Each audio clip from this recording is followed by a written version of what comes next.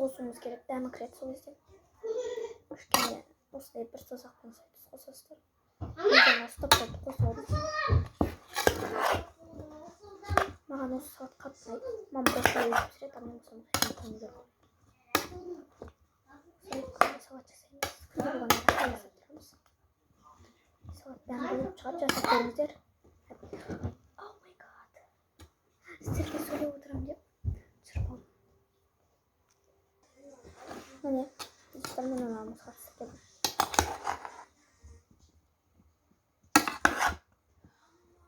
Міне, ұстақты қасымызды.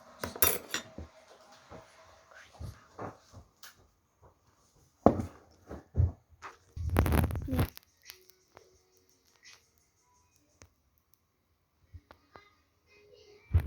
Өте дәмді.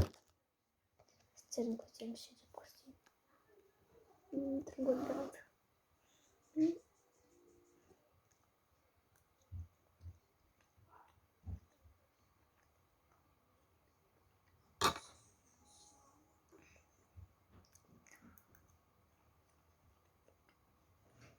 Маған брокколи қатты ұнайды.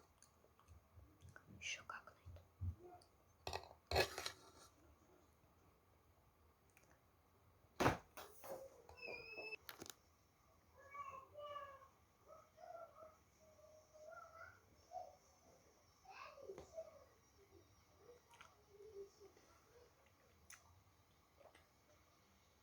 Ана жаққа шығардым. Ана көжені